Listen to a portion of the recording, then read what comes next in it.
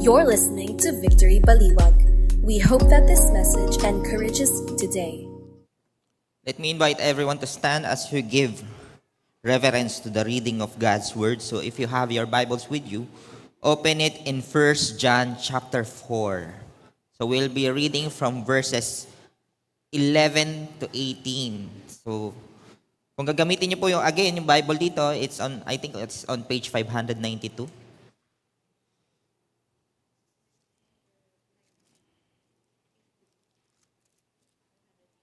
518. Okay. So 518 daw po.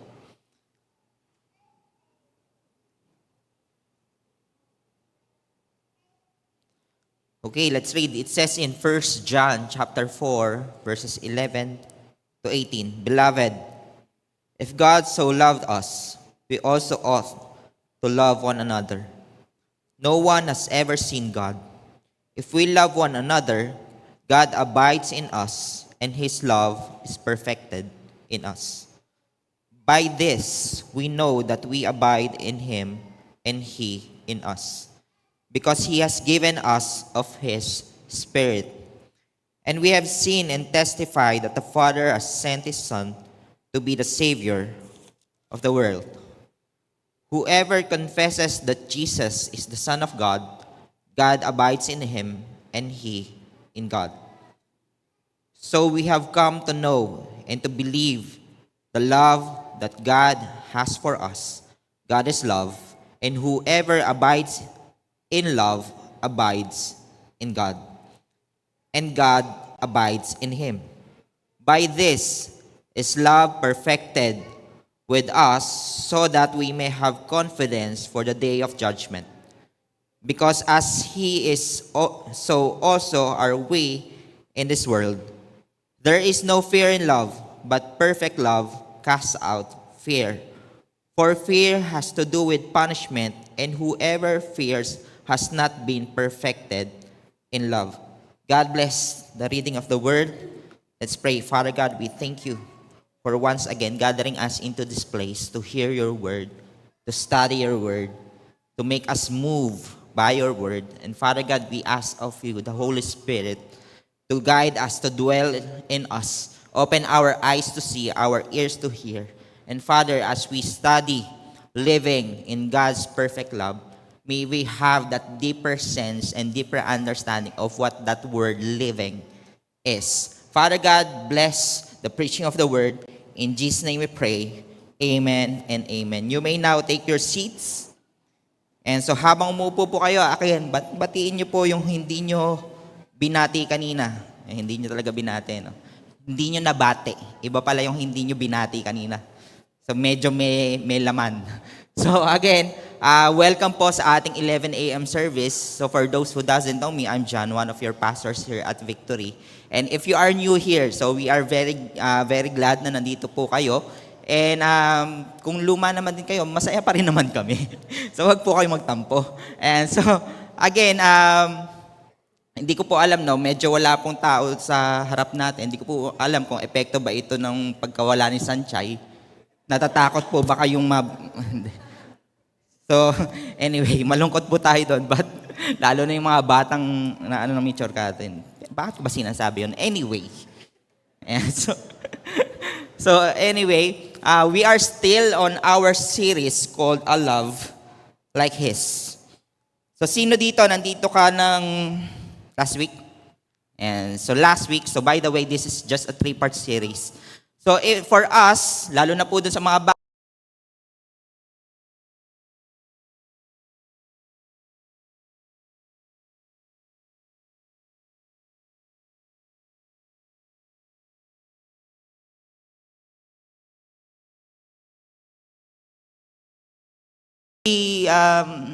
kung titingnan niyo yung title na yan, maybe you have magkakaroon ka ng reminder, lalo na kung you are a Bible reader, or kung hindi ka man Bible reader, malamang nadaanan mo na ito.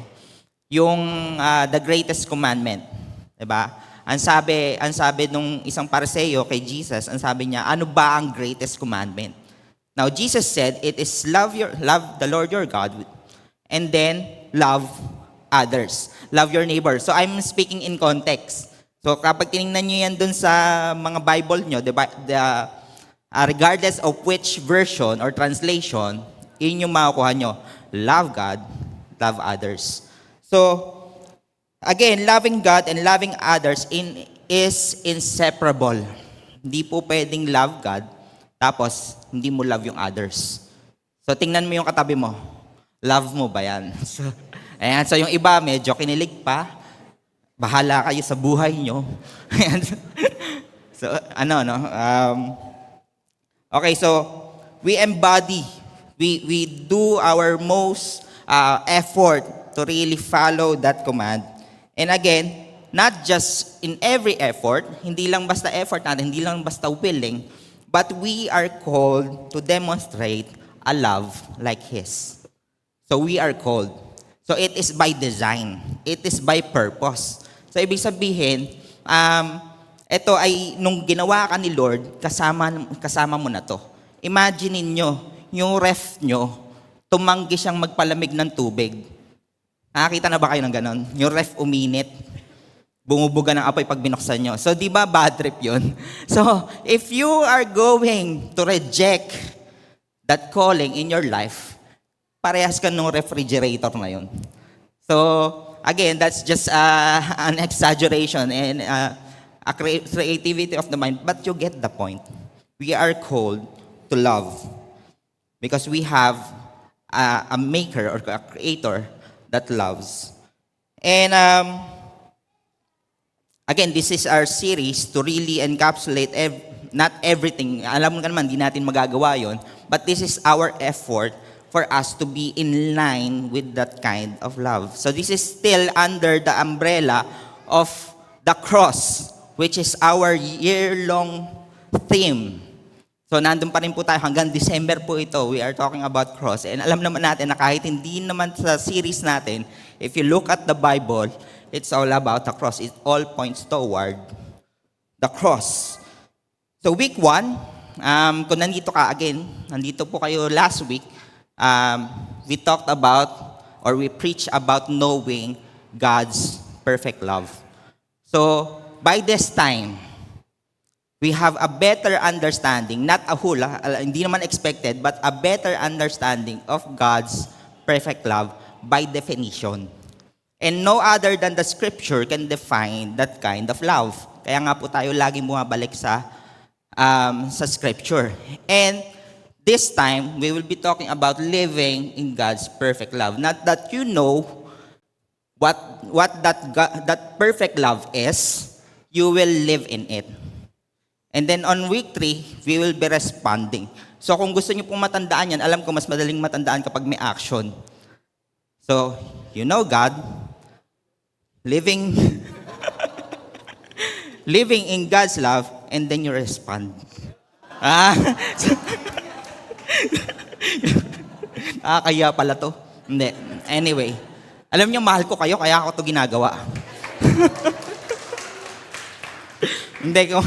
Again, saan ko ba nakita yun? Anyway, if you want to really remember those things, again, hindi mahalagang yan yung matandaan niya. Ang mahalaga is the essence of it.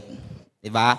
It's really the love. So, puro tayo love ngayon dito. So, kung mapagmahal ka, para sa'yo ito. So, tingnan mo nga yung, wag naman yung katabi mo, sawa ka na dyan eh. Nakakita ka ba dito sa tingin mo mapagmahal? And so, lahat naman tayo is capable of it, and all of us wanted to receive, to be at the receiving end of it.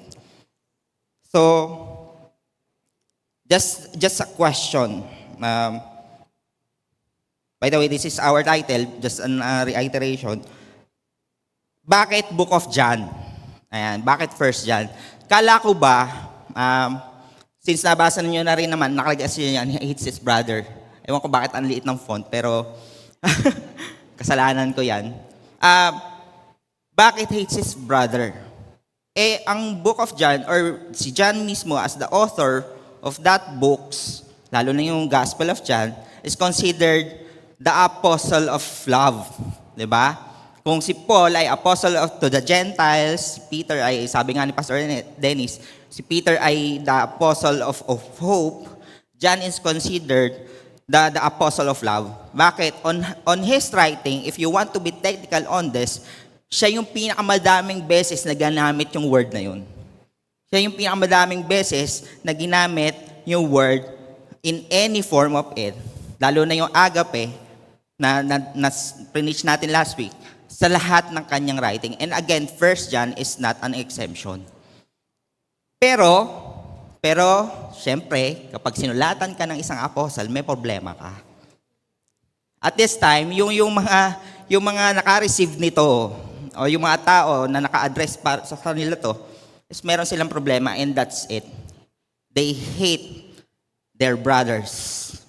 So kaya nga nagkakaroon, if titingnan niyo yung context ng 1 John, ang pinaka-problema dyan is the false teachings na nag-birth into Gnosticism, nag-birth na into other beliefs, and then they siguro genuinely, they wanted to love God, but they invent things on how to love God. Nag-iimbento. Diba? So, again, we don't want that, but if we want to yung continuation lang natin from last week. So I will be using this verse in verse 8 of 1 John chapter 4. Alam ko na cover to last week. But if we want to be in continuation, yung continuity lang. So ang sabi dito, anyone who does not love does not know God. So ito yung pinaka-essence ng series na ito. Because God is love. So, yun yung pinaka-essence niya. So, makakalimutan nyo man lahat na sasabihin natin dito, lahat ng points, yung mga verses, hindi nyo man ma-note, make sure na hindi natin makakalimutan yung statement na yan. God is love. Now, since the word love is very explicitly mentioned, there are few ways on how John uses it.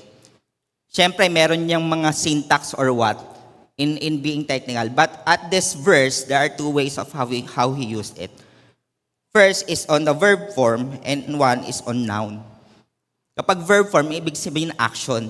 So we are called to do action. Not just doing week one, not just knowing the perfect love of God, but also doing something about it. Tama ba? Now, at this time, yung God is love, obviously, it's a noun. It tells us something. It pertains to something. Now, yung God is love na yan, hindi yan pwedeng pagbaligtarin. Hindi pwedeng love is God.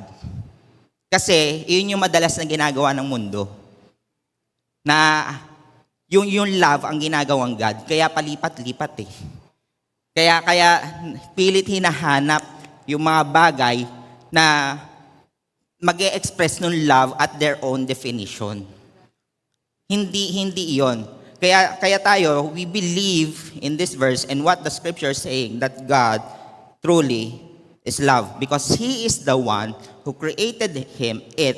He is the one who will be sustaining it to us and continuously sustaining it to us. Hindi yan tumitigil. So, if you ever felt like, teka, wala nagmamahal sa akin, baka ang tanong, kanino ka ba nakatingin? Kanino ka ba humihingi? So, again, I hope that by this time, we have a better understanding of that perfect love is. And if you look at, again, the context of 1 John, other than love, there's the word truth on it. Truth and love. So yun yung context ng buong 1 John. Kasi baka mamaya, puro love lang, hindi pwedeng puro love lang. Kasi pag puro love lang, it's maybe just emotions. And kapag wala namang truth, kapag truth lang naman, it's just technicality and law. Diba? So the way we exercise and the way we do or know or live and respond to the perfect love of God is through truth and love. Yung dalawa na it is hindi yan pwedeng paghiwalayin. So I remember this statement, hindi ko alam kung quote siya, pero ang sabi, truth without love is poison. Lason daw ang truth without love. Kasi imagine, yes, we believe in the truth, and even people weaponize scripture. Tama ba? Alam mo yung may mga bala ka ng scripture, tapos kapag may nagawa yung kaibigan mo, hugutin mo, tapos igaganon mo sa dibdib niya. Diba? So, we weaponize it. And kapag naman love lang, walang truth, do you truly love? Or you are just loving in your own world, in your own context. So, again, we need to pin that up while we discuss this. Kasi baka mamaya kasi, kapag hindi natin naintindihan yung mga bagay na yon, this will be all just works. Kasi living merong aspeto ng works. And kapag naman wala namang work, parang hindi naman pagmamahal yun. Di ba? So, sino dito, yung nasabihan kang mahal ka niya, pero wala namang ginawa? May nasaktan ba? Ewan ko pero again, we don't want to see everything that will follow as works.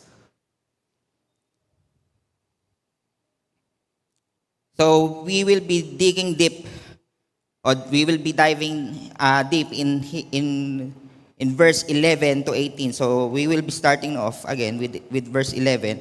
Ang sabi dito, Beloved,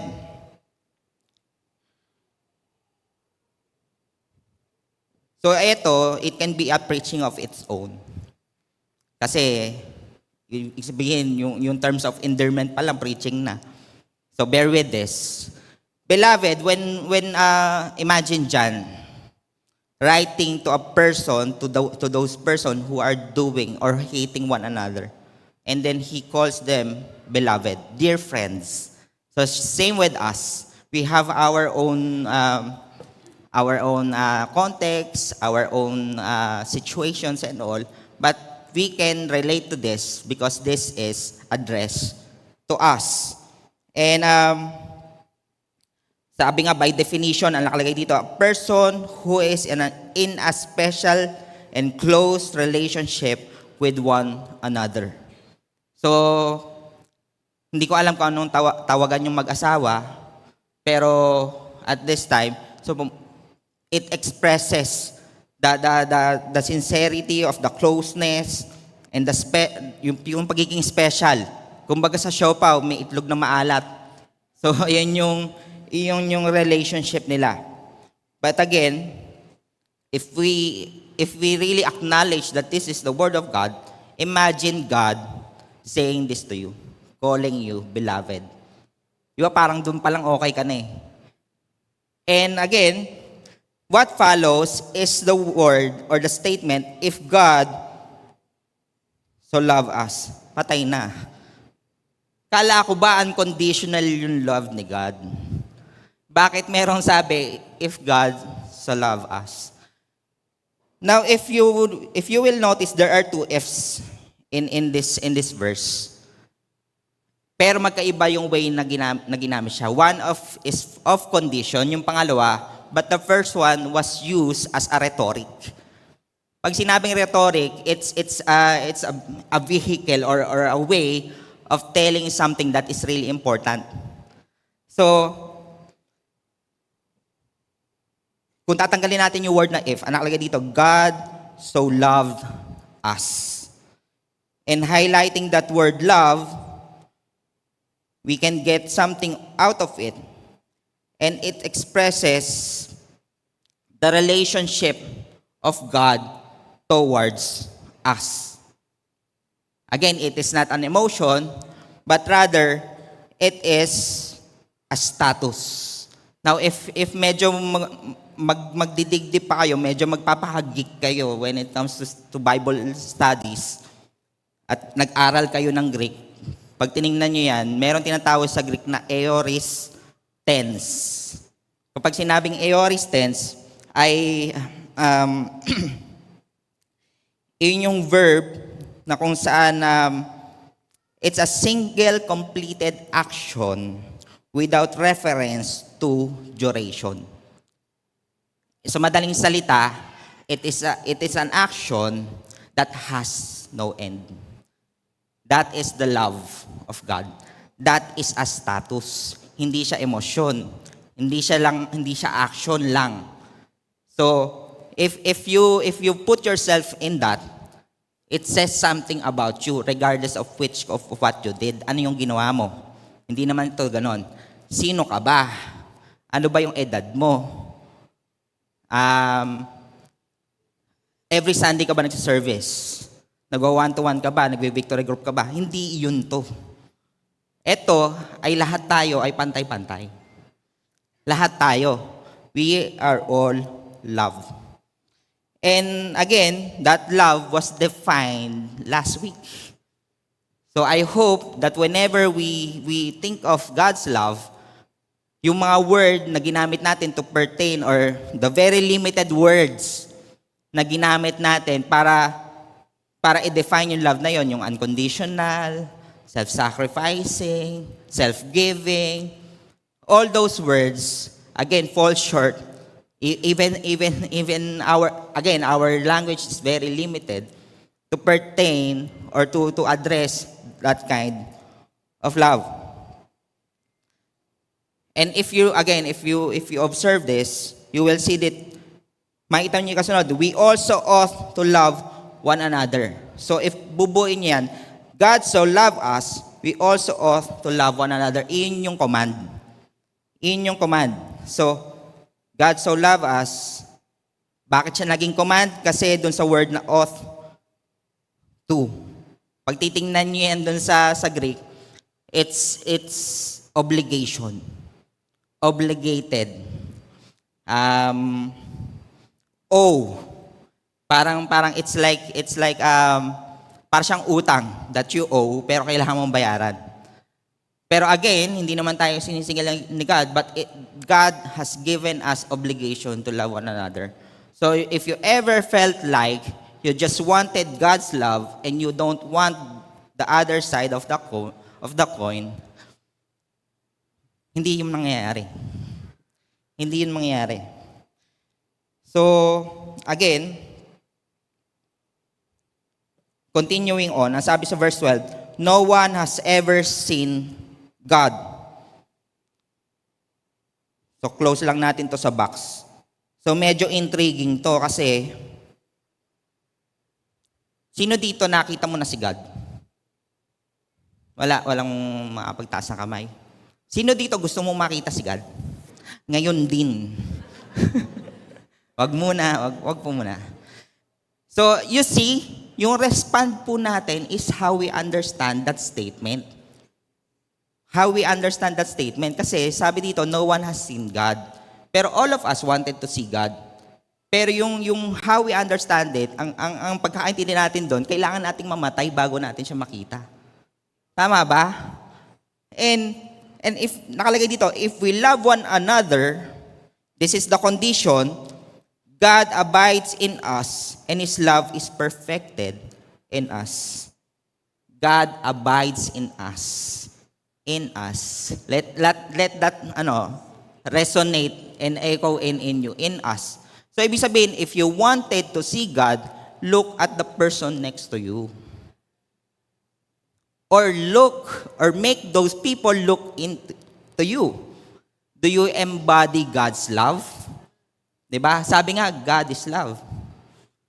So if you are loving one another, it's as if and it's as good as you have seen God.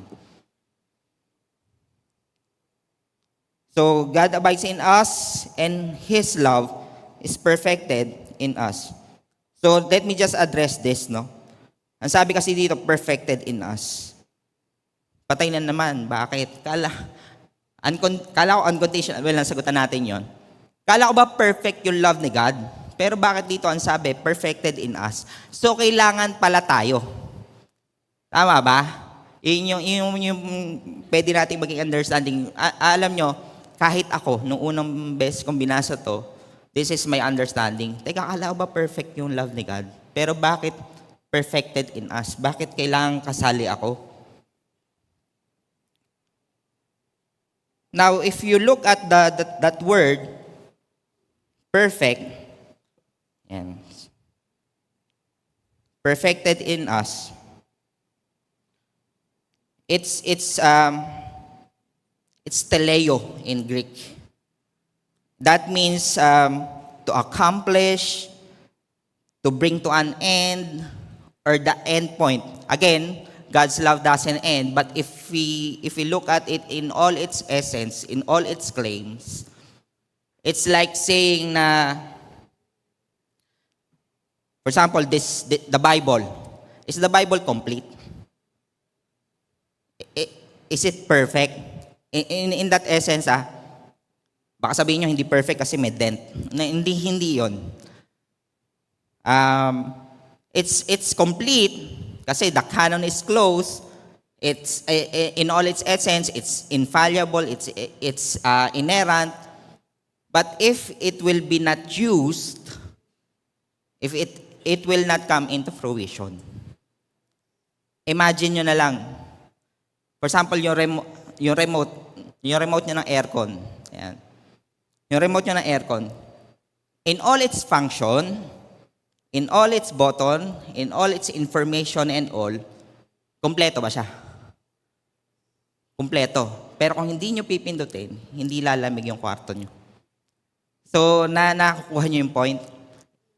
It's complete on its own, but it will not come into fruition if it is not used. So that word, God's love is perfect.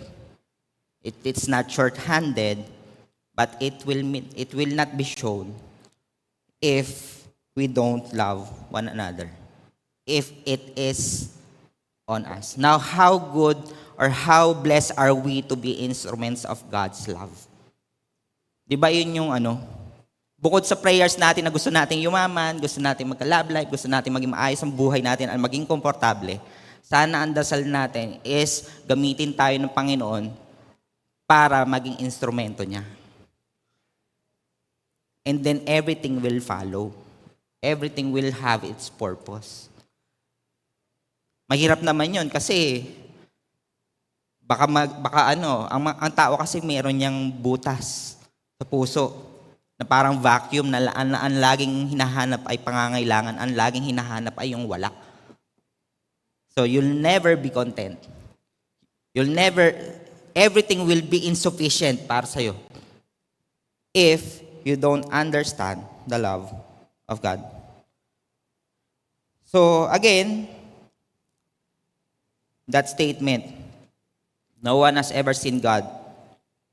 So going back to our title, Living God's Word, is we wanted people, the church, yung mga taong makikilala pa lang si God in the future, is Jesus in the future, we wanted them to see God through us. Yun yung yun yung pinaka-tension natin dito. So, yun yung intro natin. So meron tayong as I was studying these passages, I found 3 whoevers. 3 whoever. So kapag sinabing whoever, kahit sino.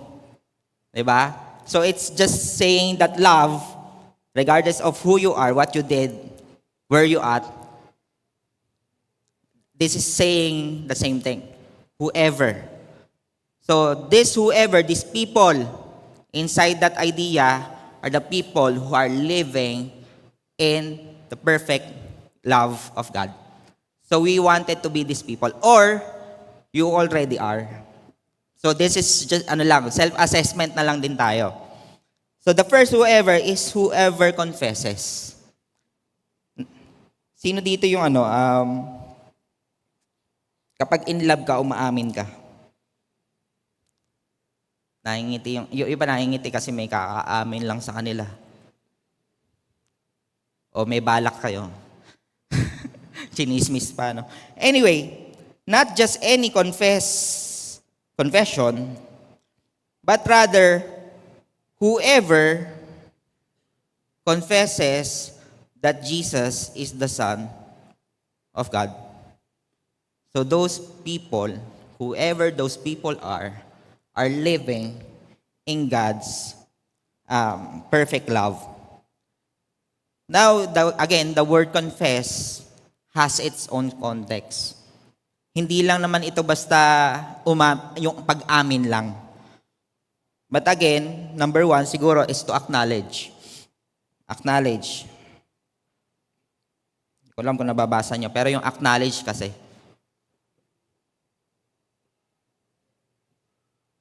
In that truth, bago natin mahalin ang isa't isa ng tama sa definition ng Panginoon, sa definition ni God, dapat sa sarili muna natin, or habang iniintindi natin ang mga bagay na ito, we ourselves are being transformed with it. So, to acknowledge means to accept. Kaya nga, di ba, ang starting point of your journey with God is to accept Him as your Lord and Savior. So, yung mga nasa one-to-one, kayo yung nagwa one-to-one, o sila yung nagwa one-to-one sa inyo, di ba, as early as possible, we accept Jesus as our Lord and Savior. And again, to agree on it. So if you look at again that word homologeo, that is the word for confess in Greek. Maraming times na ginamit that in that context. To confess, to acknowledge, and to agree. Again, this is also an aorist tense, kagaya ng love.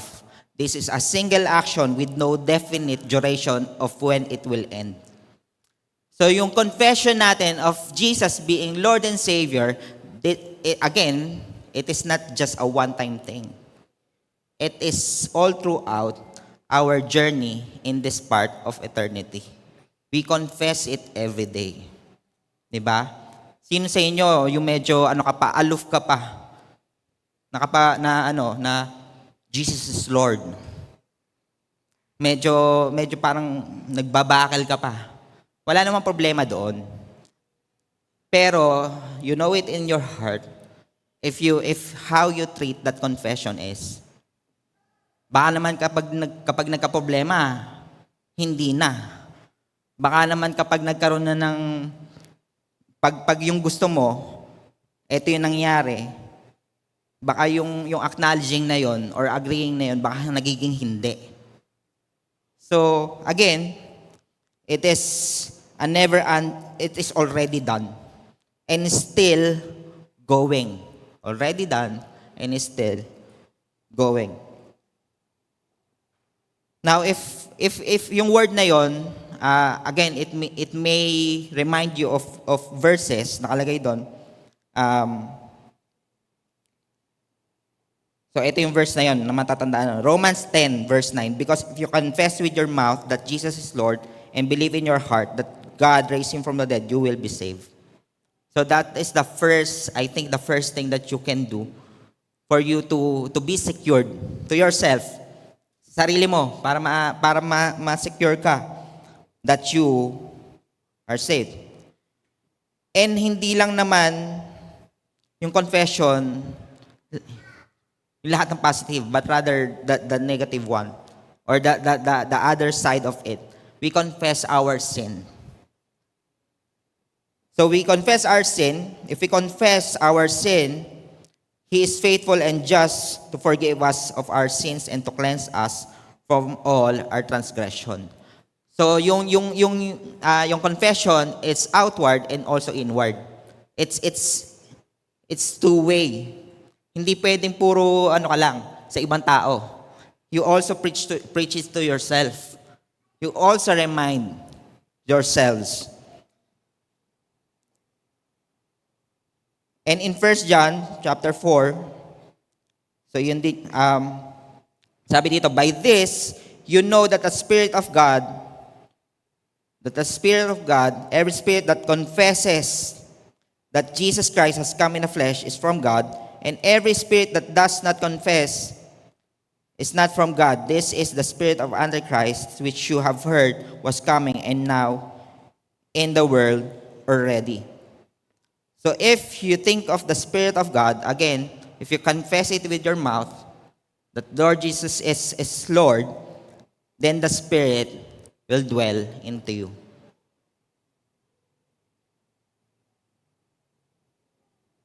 Second, whoever abides. So, once you confess, you abide.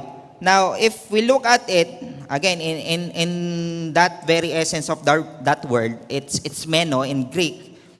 It means to remain, to stay, to continue, to dwell, to endure. Again, in all its sense. So, whoever abides. So we can see that in verse 16.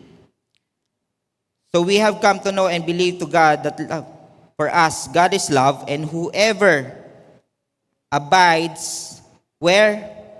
In love, abides in us. Now, if you really love something or a place, di ba ang gusto mo magstay dun sa place na yon. You want to remain on that place. Ang ironic naman, di ba, grabe, ang ganda nun, dito tayo. Parang walang sense, tama ba? Now, if we really understand how beautiful the love of God is, we will choose to remain. We will choose to abide. And if that word, doesn't make sense to you, remember, there's this preaching of Jesus himself about being the vine and the disciples abiding in him. It's remaining in him. Now, what makes a person live? What makes a person live?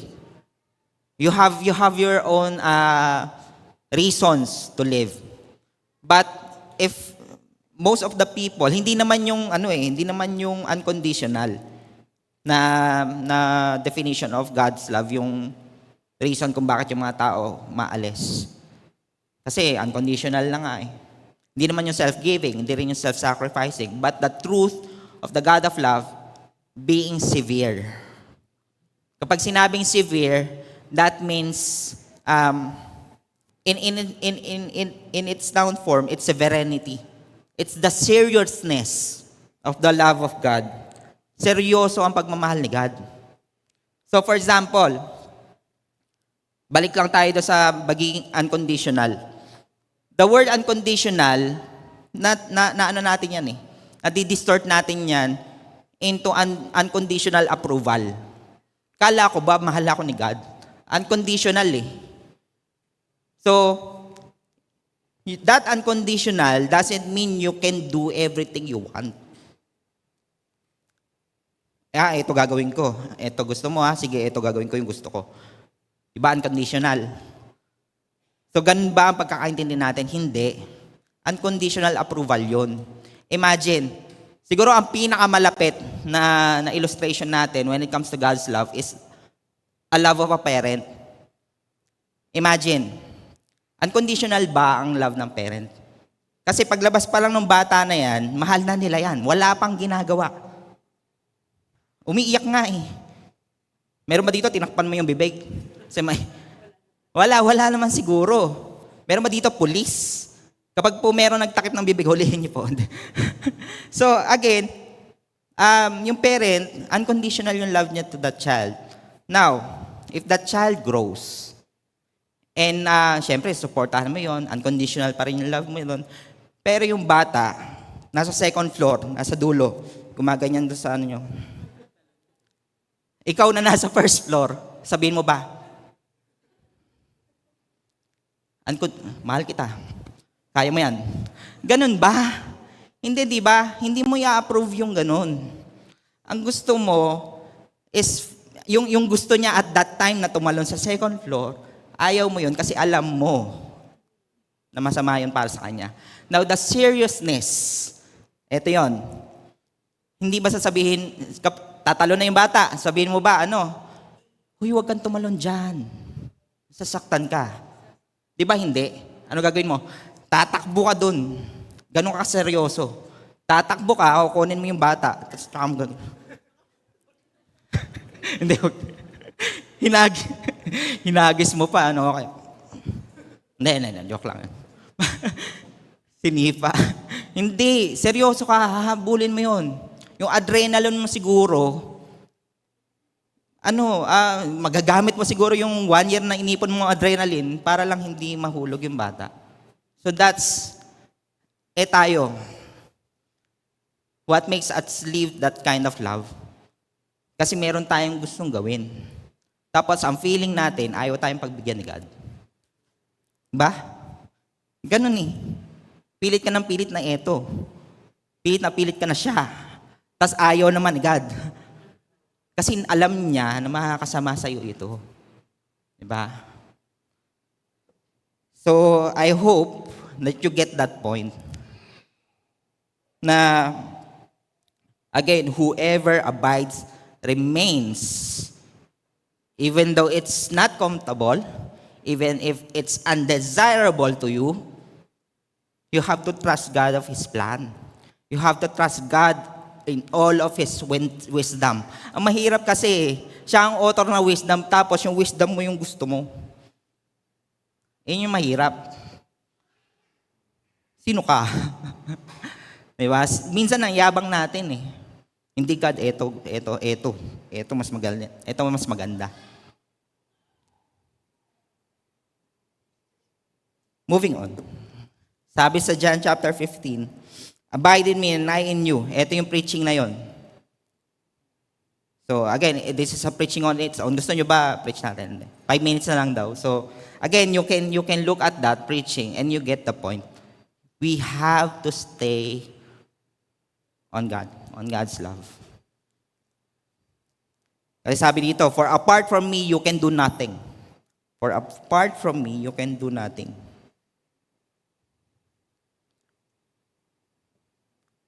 In 1 John chapter 2, verse 6, whoever abides in Him ought to walk in the same way in which He walked. As we remain, hindi lang naman wala kang gagawin. You walk with Him. Ang goal natin is to be Christ-like, not to be word-like. It's us being imitators of Christ. Diba? Hindi ko alam kung sinong idol nyo, pero malamang sa malamang, may part of it, ginagaya nyo sila. So, ultimately, as Christians, as followers of God,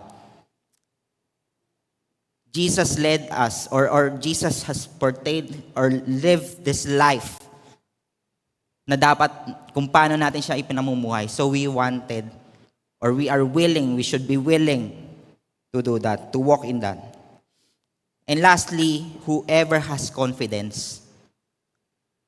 That someone who has confidence, not just any confidence, baka parang maging commercial ng Rexona yan or what. But someone who has a confidence in, obviously, the perfect love of God. Now, if you look at it in 17 and in verse 18, makikita niyan, whoever fears.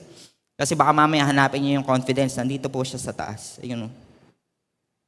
Kasi ang kabaliktaran ng fear ay confidence. If you look at that word, again, in its original manuscript, it explains boldness, that confidence, that kung meron ang word, surely, kung may kanta nga dyan, surely. Kanta ba yun? May kumanta na. Okay. So, again, that is confidence. Now if, again, kung titingnan natin siya, that's paresya. Pag tingnan niyo yan sa Greek. It's boldness, confidence, openness, plainness. So, sino dito, ano ka? Pag in love ka, confident ka.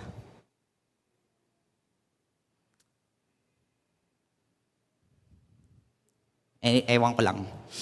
Ayan, so, kapag sure ka doon sa pagmamahal na tinitingnan mo, you should be confident in it. Not in a sense that you will do everything in it, but if we will be looking at this verse specifically, confidence in what? Confidence for the day of judgment. Sino dito, kahapon lang tinanong mo, Lord, save ba ako? Lord, di ba? May nagawa kang kasalanan. Tapos pinasyo mo na agad, Lord, save ba ako? Again, ang daming fear dito, and pwede niyong bilog-bilogan yan. So the very essence of that verse is addressing fear in contrast of the confidence. Kaya lang naman nagkakaroon ng takot kasi alam mo yung consequence of what you have done. Maybe you have this clear understanding of the wages of sin is death. Maybe your theology in about hell is clear. Pero ang hirap nun, clear yung theology mo about hell, about punishment, pero yung love ni God, hindi clear yung theology mo. Medyo it doesn't add up. Kasi wala namang power yung other side of it. Because pag meron sa yung kapangyarihan itong side na to rather than this side, maybe you are not looking at the entirety of the cross. Kasi hindi naman short powered ang cross. Hindi naman may checklist ang cross. So again, another side of worrying, of fear is worrying. Sino dito warrior ka? Rather than being a warrior ka. Warrior. So if we look at it, I don't know if that's kung nandito yung verse, pero wala. And I think it's on Luke 12. And it's here, pero wala sa keynote. Pero ang sabi dito, and which of you by being anxious or being worried can add a single hour to his span of life? What good is fearing brings into your life? Ano ba yung magandang idinudulot ng fear and worry sa atin? Wala naman, di ba? Then why? Because we have that short or narrow understanding of the perfect love of God. And as we close and go to our time of worship, let me just summarize this.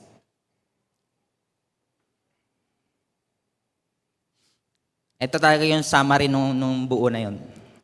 Babalik lang ng isang chapter. Ang sabi dito sa 1 John chapter 3, verse 2 to 3.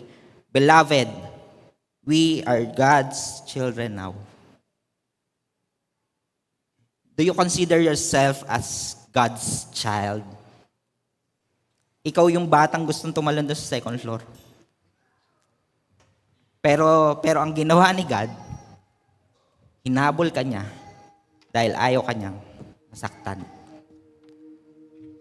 And how many of you ayaw mo nung ganon? Tumalon ka. But again, we wanted in all of our understanding on that perfect love of God is to live in it. Doon tayo manirahan. We abide in it. For us to be confident in this, not just in this life, but beyond this life. That someday you will even imagine spending time with God in all eternity. And you will say to yourself, wow, ano ba yung mga pinagagawa ko dito? Bakit ko ba hinahabol to? Bakit ba hindi ko to kayang pakawalan? Samantalang yung pupuntahan ko will always be better. If not hundreds, if not thousands, hindi ba nga short pa yung million, better than whatever we have right now. Now, let me just invite everyone to stand as we come to a time of worship, let us ponder. Is that whoever, kung sino man yon, is it you? Or kung hindi man, gusto mo ba? Now God is always open. His hands are not short-hand. Hindi yan maikse to reach out to you. You just need to acknowledge and to confess that Jesus is Lord and He is your Savior. Let us all worship God. Thank you for listening to Victory Baliwag Podcast. Follow us at Victory Baliwag on Facebook and YouTube for more details as we honor God and make disciples.